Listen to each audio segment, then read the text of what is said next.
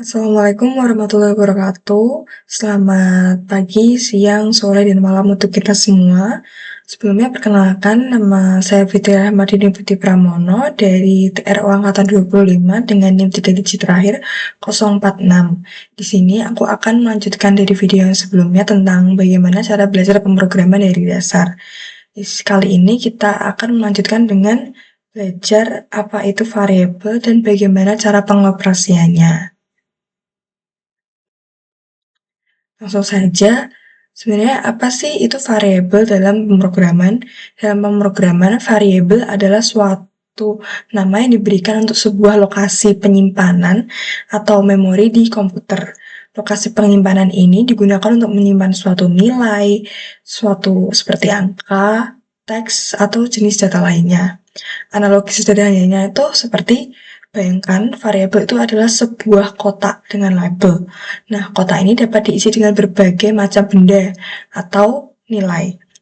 Nah, label pada kotak ini itu adalah nama variabel. Nah, kotak ini tuh memungkinkan kita untuk dengan mudah menyimpan dan mengakses isi kotak tersebut. Lalu masuk ke fungsi variabel. Yang pertama itu adalah untuk menyimpan data. Inti dari variabel itu kan fungsinya untuk menyimpan data. Nah, data ini bisa berupa apa saja, mulai dari angka hingga struktur data yang lebih kompleks. Nah, data yang disimpan dalam variabel ini akan ditempatkan di lokasi memori komputer yang dilokasikan untuk variabel tersebut. Nah, jenis data apa sih yang bisa disimpan di variabel? Nah, tipe-tipe data yang dideklarasikan untuk variabel ini adalah seperti integer, float, string, boolean, list, dictionary, dan lain-lain.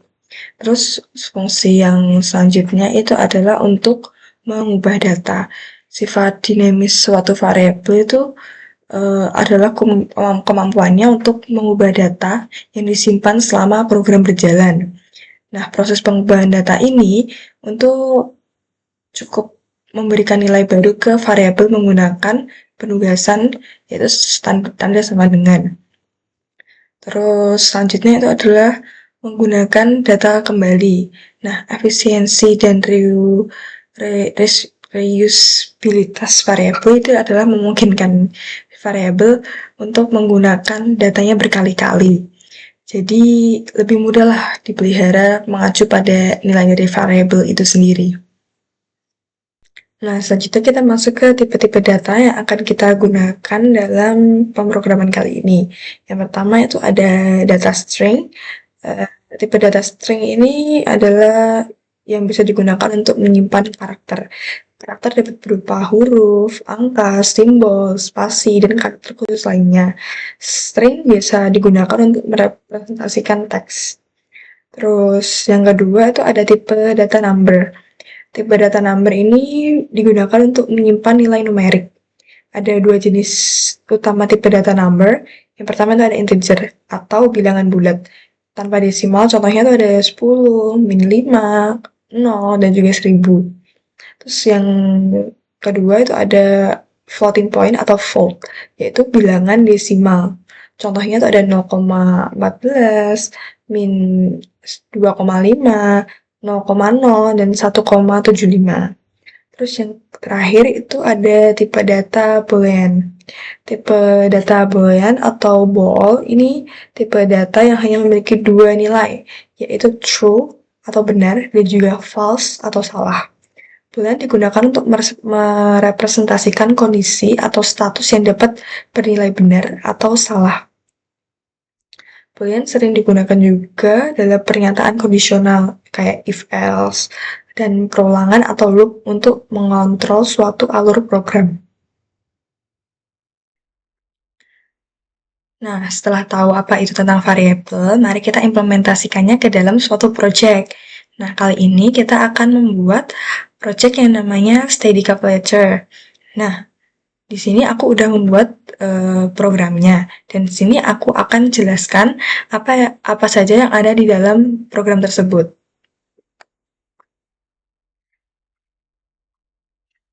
Nah, ini adalah Scratch. Kita pakai Scratch dulu ya, pakai model block terlebih dahulu.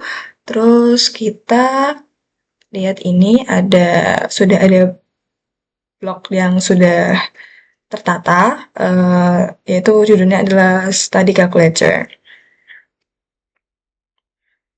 Nah, di sini kita akan menggunakan Scratch terlebih dahulu. Nah, di sini ini sudah ada blok-blok yang sudah tertata, yang dengan judulnya itu adalah Available Hours. Nah, sebelum mulai, di sini aku mau menunjukkan bagaimana cara kita menambahkan komen. Jadi, komen itu adalah suatu blok yang bisa kita berikan kayak sebagai tanda aja gitu, yang dimana blok itu tidak akan terbaca oleh komputer. Jadi bisa kita berikan di situ kayak notes gitu, kayak pengingat kalau kita mau buat program, kita bisa kasih notes di situ kayak ada kesalahan atau apa, kita kasih notes di situ, dan dimana notes itu tidak akan dibaca oleh program. Nah, caranya itu kita bisa coba ya, kita di sini kita klik kanan. Nah, ada tulisan add comment. Kita klik add comment.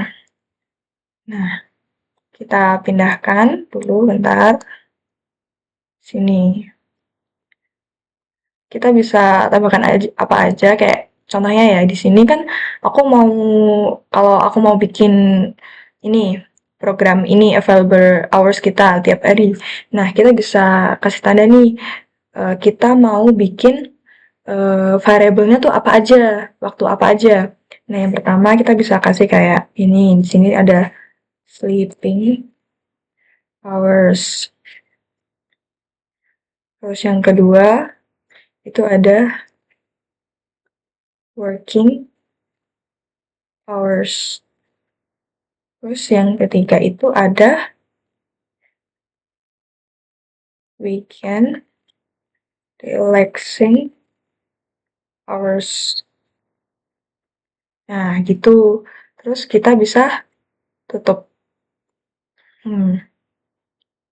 Nah, di sini itu akan jadi komen. Dan di mana itu tidak akan dibaca kalau kita running programnya. Kita jadikan sebagai penanda aja. Itu kita bisa buka lagi. Seperti itu. Nah, selanjutnya aku akan menjelaskan apa aja yang ada di blok-blok ini. Nah, di sini kita bisa lihat di sebelah kanan di bagian layar yang hasil running program, itu ada beberapa tanda nih, ada sleeping hours, working hours, weekend relaxing hours yang selanjutnya, weekend available hours-nya, total available-nya berapa. Nah, ini itu adalah hasil dari variabel yang telah kita masukkan di sini.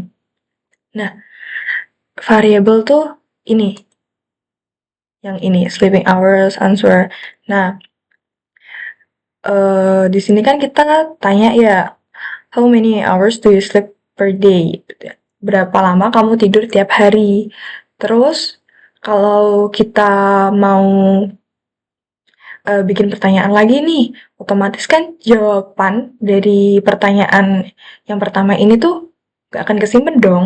Maka dari itu, kita kasih di sini itu variabel. Nah, kita cari variabelnya tuh di sini. Nah, kita bisa tambahin variabel-variabelnya tuh di sini, bikin variabel baru atau pakai variabel yang ada sebelumnya. Nah, dari kita tambahin variabel ini, jawaban pertanyaan kita sebelumnya tuh bisa kita simpen dan kita bisa gunakan untuk step selanjutnya. Nah, contohnya kayak gini. Ini setelah kita tanya berapa waktu tidur perharinya, itu kan kita simpen nih jawabannya. Terus selanjutnya kita tanya lagi pertanyaan, berapa lama kamu bekerja setiap hari. Terus kita kasih variabel lagi, kita simpen lagi jawabannya. Terus kita tanya 2 pertanyaan lagi, dan sama kita simpen dulu pertanyaannya. Terus selanjutnya kita ini, kita tambahin variabel lagi. Nah, di variabel ini kita bisa jumlahin ataupun melakukan operasi penjumlahan maupun pengurangan dari hasil dari pertanyaan-pertanyaan tadi. Nah, contohnya ini. Kita tambahkan dulu ya variabelnya. Terus kita dari waktu 24 jam ini, kita akan kurangi dari waktu tidur kita, ditambah waktu bekerja kita, ditambah lagi waktu kita istirahat setiap weekend. Terus ditambah 3. Nah, terus selanjutnya ini udah disimpan kan ya, udah dimasukin ke variabel, disimpan nih jawabannya. Masuknya tuh ke weekend available hours nanti. Terus selanjutnya kita bikin variabel lagi nih di sini, yaitu waktu 24 jam kita dikurangi waktu tidur kita, ditambah lagi waktu hasil dari waktu bersantai kita tiap akhir pekan. Tambah lagi 3. Terus kita tambah lagi nih. Setelah itu kita tambahin variabel lagi, yaitu weekend available hours itu dikali 5 ditambah dengan weekend available hours selanjutnya itu dikali dengan 2. Nah, di sini hasilnya itu kita simpen di variable total available hours kita gimana. Terus selanjutnya dari variabel-variabel yang udah kita simpen tadi, kita bisa bikin pernyataan nih dari semuanya itu. Kita bisa katakan bahwa kamu punya waktu setiap hari yang kosong itu berapa untuk belajar. Nah, selanjutnya kita tunggu lagi 2 detik. Ini bebas ya mau diberi jeda berapa detik. Selanjutnya kita bisa kasih pernyataan bahwa kamu punya waktu setiap minggu itu kosong berapa untuk belajar setiap minggunya. Lalu kita beri jeda lagi, ini bebas juga. Lalu beri pernyataan bahwa kamu punya total semua waktu kosong untuk belajar setiap minggu tuh berapa. Nah, seperti itu. Nah, coba ya, kita coba running programnya.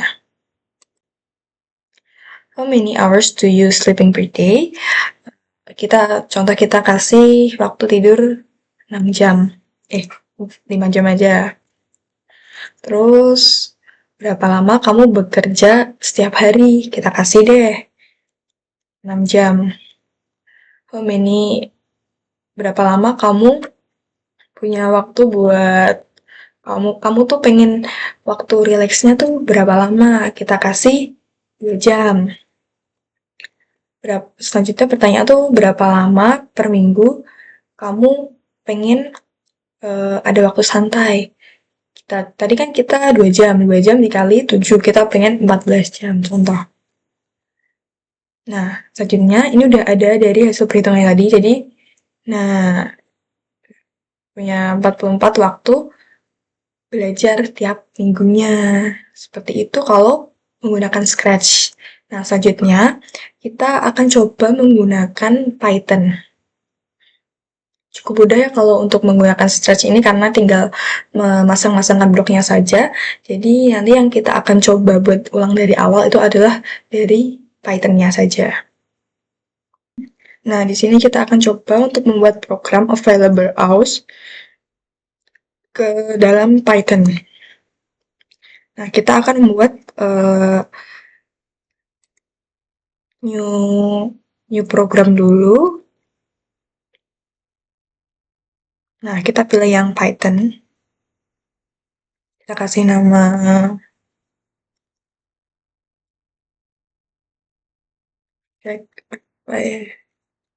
available hours gitu ya. Create.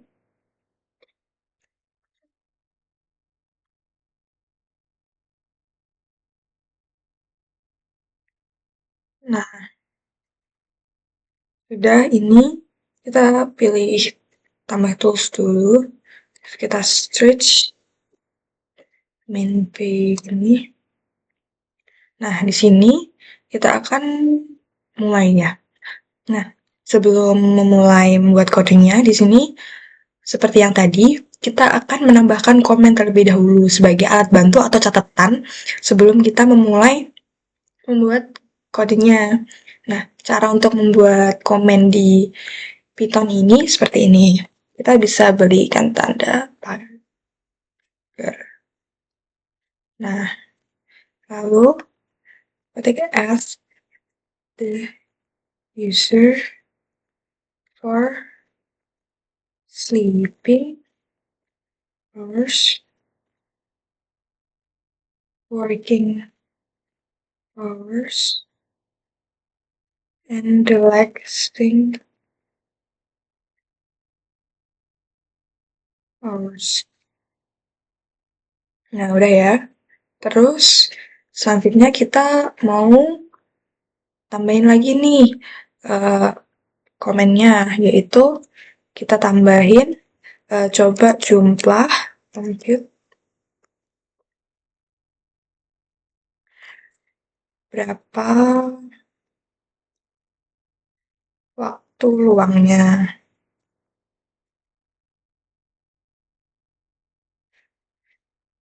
Terus lagi kita tambah ke print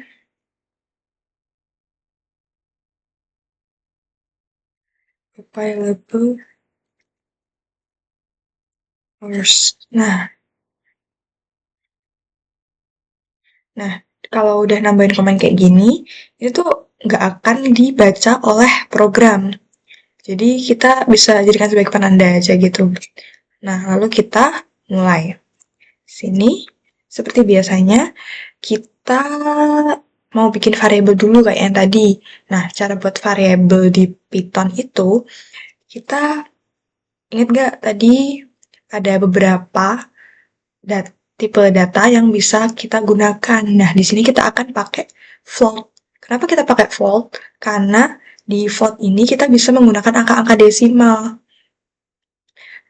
Desimal seperti 0,2, 7,5, ataupun 4,5. Nah, di sini kita akan membuat variabel dulu. Kita variabel sleeping, sleeping, underscore, dengan, nah, kita tambah float, float, tanggung, input,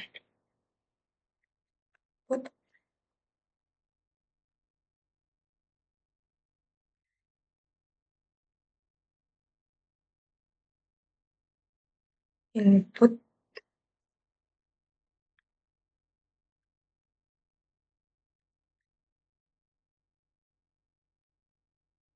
how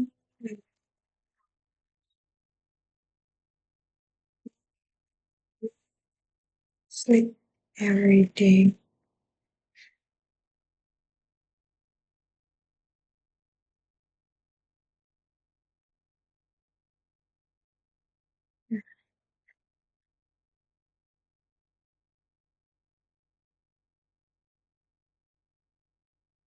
Nah, selanjutnya kita bikin variabel baru lagi, yaitu working hours. Work.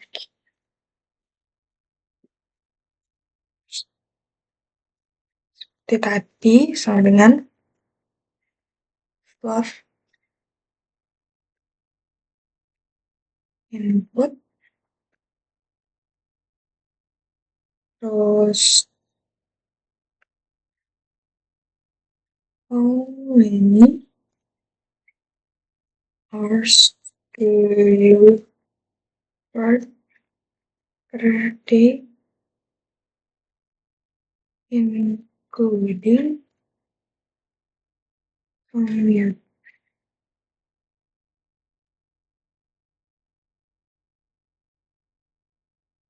Nah, selanjutnya kita tanya lagi yang kurang tadi ada kita tanya tentang relaxing hours atau waktu istirahatnya.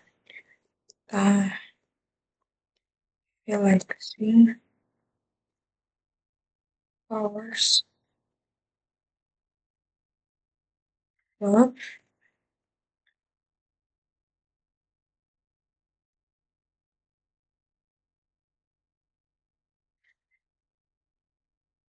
Terus tanya,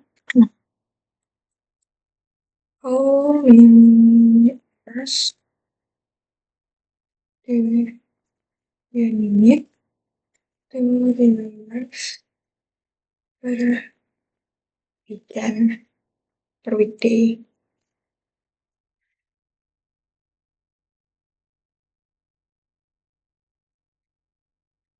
Nah, selanjutnya kita tanya ini.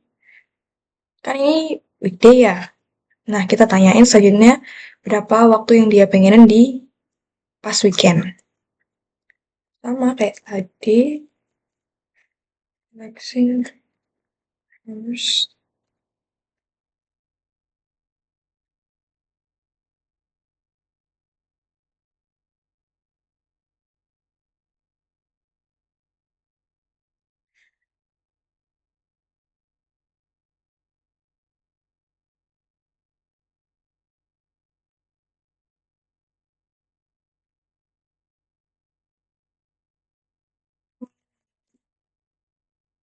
Hours dengan per weekend.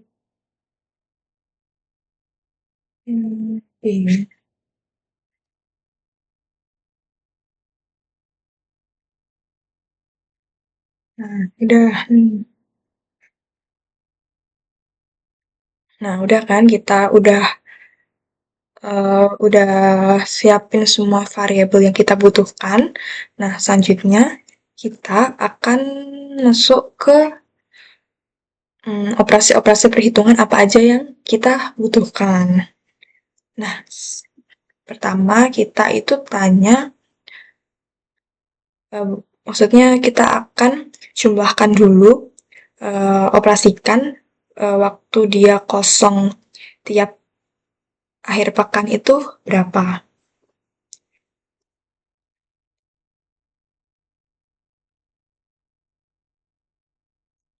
Week apply Apple Years itu 24 dikurangi sleeping hours dikurangi lagi dengan working hours lalu dikurangi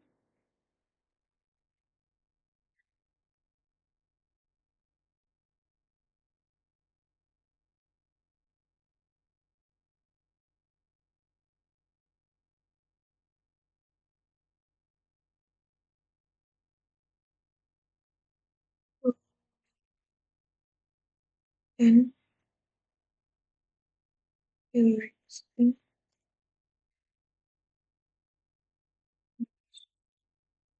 kurangi 3. Nah, sudah ya. Terus kita tanya nih, ini kan tadi weekday ya, nah, ya harusnya weekday, terus ini juga weekday. Nah, selanjutnya kita tanya di weekend. Weekend available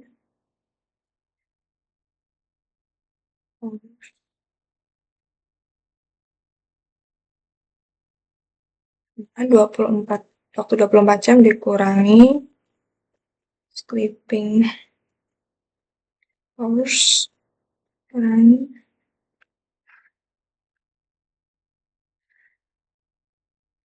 weekend relaxing hours kurangi dengan 3. Terus kita total semua waktu kosong dia. Total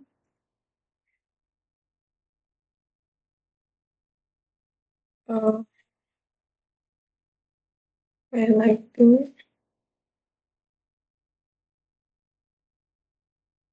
hours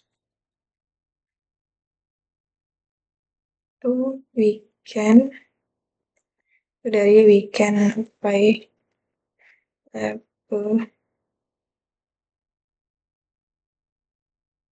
hours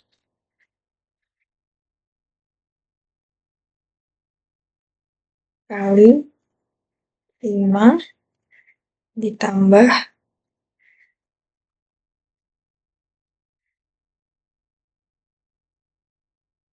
hmm, week.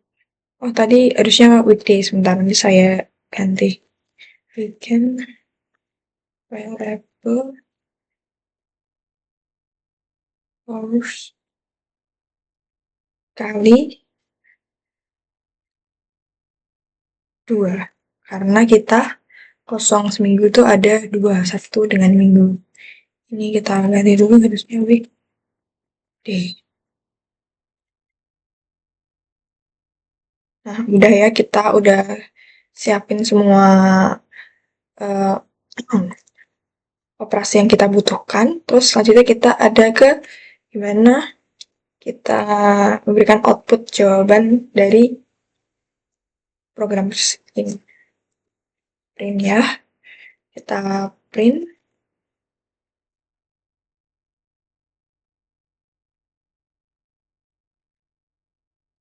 You have terus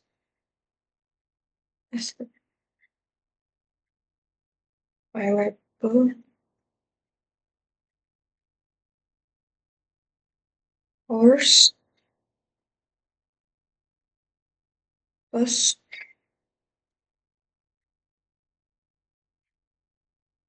hours to study every day.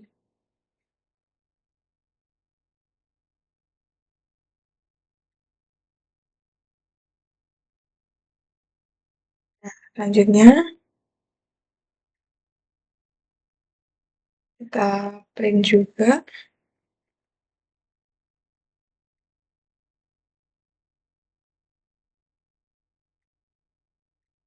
You have plus CF we can will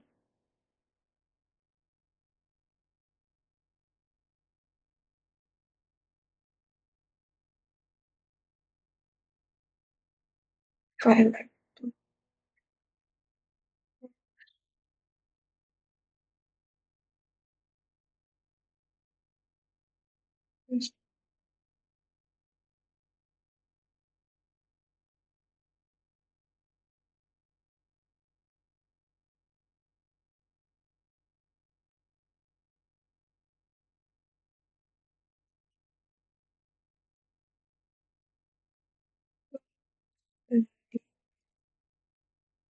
every week and day.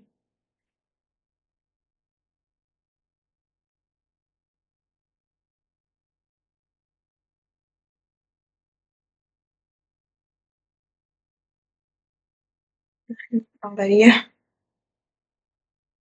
start. Ini harusnya weekday.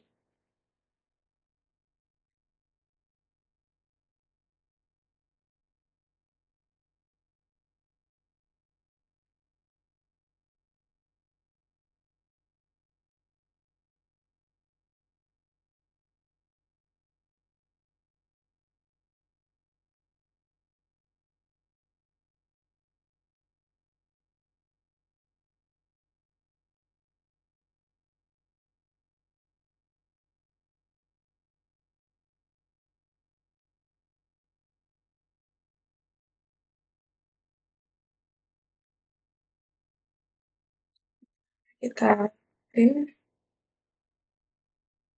total semua waktu kosong yang dia punya.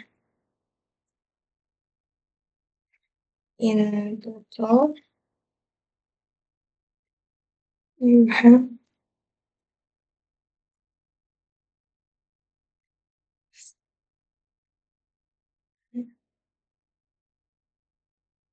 Mhm.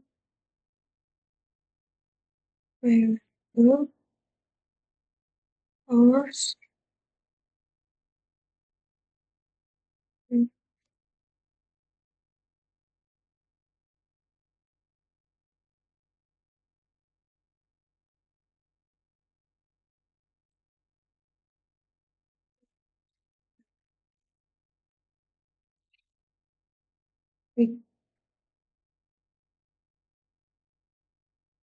Sudah, ini sudah untuk kita coba untuk running program ini.